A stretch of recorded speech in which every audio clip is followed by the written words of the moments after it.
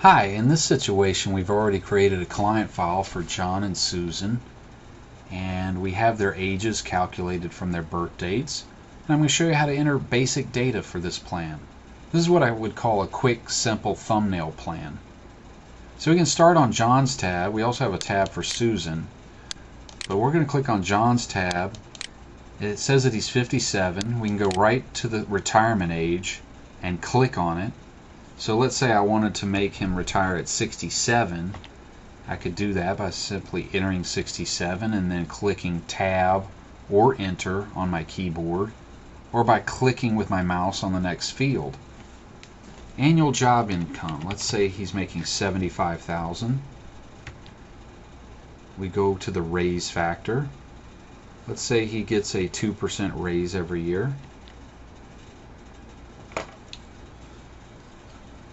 And we're over to John's qualified investments, his 401ks and IRAs. So let's enter an example amount. I'll say $400,000. And then you can enter how much he's saving to that each year. Is he saving by dollars or a percent of his income? Let's say that he has a 401k plan, in which case I'm going to go under Settings, Tax Deferred Contributions, Percentage of Annual Income. So I'll flip it to a percentage of his income instead of raw dollars, and I'll put 6% of his income. And let's say his matching is done the same way. Settings, Company Match, Percentage. Okay, now I'm going to enter 3%. So let's say he's contributing 6% with a 3% match. Now we're down to the investment returns. I'm going to just enter a conservative 5% for both returns here. At this point we could enter some non-qualified investments, variable annuities for example. Since this is just a simple video, I'm going to skip over that part, but you're free to enter non-qualified investments on this little screen here, and the qualified goes on this little tab. Now we pop over to taxable investments. Let's say he's got checking, savings, and maybe a mutual fund account that's taxable. Let's say he has $125,000, and let's say he's contributing $2,000 a year to that fund, and I'm going to enter 5% again for his investment returns. We're down to Social Security. You can enter a benefit. Let's say you have their SSA letter, and I can just enter a benefit for them. Starts at 67. Optionally, you can go under Settings, Social Security, and enable a built-in estimate. So that's another option for you. For now, I'm just going to stick with the estimate that I entered. And I'm going to go over to tax-free investments. This would typically be your Roth IRA. Could be some tax-free bonds or municipal bonds. Let's say he has $50,000 in a Roth IRA, and he's contributing only $3,000 a year to that.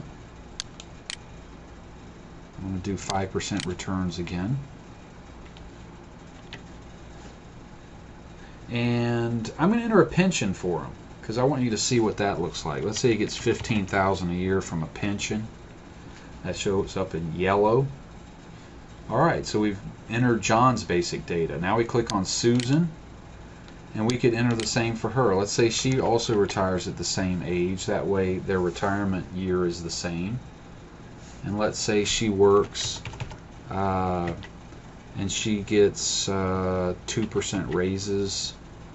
And let's say she has a 403B plan at work, and she has $80,000 in there, and she's saving 6% and a 3% match. And let's say she also is making about a 5% return on her investments. We can also enter her Social Security separately if we want. Let's say she gets a benefit, starts at 67, and let's say she also gets a small pension.